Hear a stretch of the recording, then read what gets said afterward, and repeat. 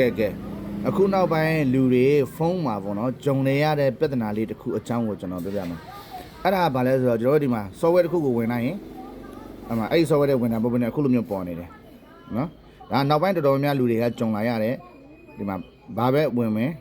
အဲ့လိုမျိုးပဲပေါ်နေတယ်ပြ message ပို့တဲ့ software ကိုဝင်နေအဲ့လိုမျိုးပဲနောက်ဆုံး Play Store ကိုဝင်နေအဲ့လိုမျိုးပဲအဲ့တော့ကျွန်တော်တို့ကဘယ်လိုတွေလုပ်ကြမလဲ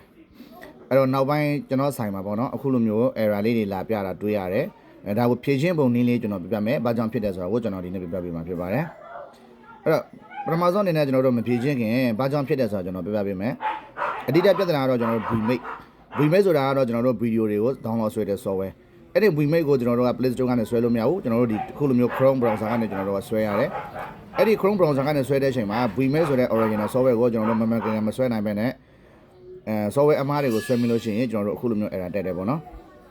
ကျွန်တော်တို့ကအဲ့ဒီဆွဲထားတဲ့ကျွန်တော်တို့ Vmake software ကိုပြန်ပြီးတော့ဖြုတ်ချရမယ်ပေါ့နော်ဖြုတ်ချရမယ်ဆိုရင်ကျွန်တော်တို့ကလောလောဆယ်မှာတော့ဘာမှဝင်လို့မရဘူးဝင်လို့မရတဲ့အတွက်ကြောင့်မလို့ကျွန်တော်တို့က setting ကိုသွားရမယ်ပေါ့နော် setting ကိုသွားပြီးတော့ကျွန်တော်တို့အပေါ်ကဘာကိုဆွဲချလိုက်မယ်ပြီးလို့ရှိရင်ဒီမှာကျွန်တော်တို့ကဒီပုံစံလေးကိုနှိပ်မယ်ပေါ့နော်ပြီးလို့ရှိရင်ဒီမှာကျွန်တော်တို့ကဒီမှာ app manager ဆိုတာရှိတယ်အဲ့ဒီထဲကိုဝင်မယ်ပြီးလို့ရှိရင်ဒီမှာ app list ဆိုတာရှိရပေါ့နော်အဲ့ဒီတစ်ချက်ဝင်မယ်ပြီးရင်ကျွန်တော်တို့ကဒီမှာအဲ့ဒီ Vmake ဆိုတာလေးကိုကျွန်တော်တို့ကရှာမယ်ပေါ့နော်ဒီမှာသူ့မှာဆိုရင် Vmake 3ခုလောက်ထည့်ထားရပေါ့နော်အဲ့ဒီ3ခုစလုံးကိုကျွန်တော်တို့ကဘယ်ဟာအမှန်လဲမသိဘူးဒါပေမဲ့ကျွန်တော်တို့က3ခုစလုံးကိုကျွန်တော်တို့ကဖြုတ်ချပလိုက်မယ်ပေါ့နော်လောလောဆယ်မှာ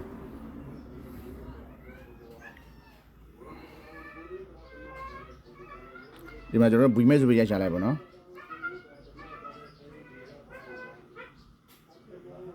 โอเคနောက်တစ်ခုကြံသေးတယ်ဒီကောင်တွေပါကျွန်တော်ဖြုတ်ချမှာနောက်တစ်ခုကြံသေးတယ်ဖြုတ်ချမှာဒီကောင်ဆိုကျွန်တော်တို့ဖြုတ်ချလို့ဒီမှာ uninstall တော့နှိပ်လို့မရဘူးပေါ့နော်အဓိက virus ကြိုက်တာကဒီကောင်ကြောင့်တင်တယ်ဟောဒီကောင်ကိုနှိပ်လို့မရဆိုကျွန်တော် full stop ကိုအရင်နှိပ်မယ်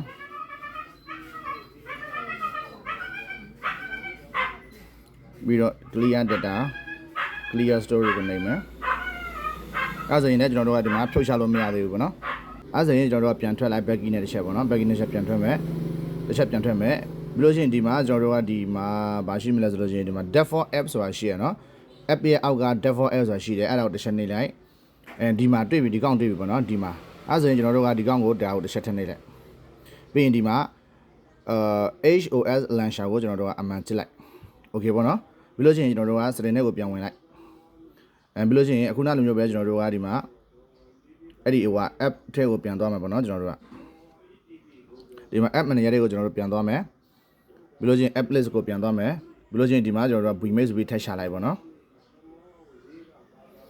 ဒီကောင်ပြန်နှိပ်လိုက်အဲ့ဆိုရင်ဒီမှာကျွန်တော်တို့ uninstall ရှာလို့ရတဲ့ပေါ်လာပြီပေါ့နော်အဲ့ဆိုဒီကောင်ကိုကျွန်တော်တို့ဖြတ်ချလိုက် okay အဲ့ဆိုရင်အဲ့ဒီ virus ကြိုက်တဲ့ပို့ကောင်တွေမရှိတော့ဘူးပေါ့နော် software တွေမရှိတော့ဘူးအဲ့ကျွန်တော်တို့ပြန်ဝင်ကြည့်လိုက် software ကို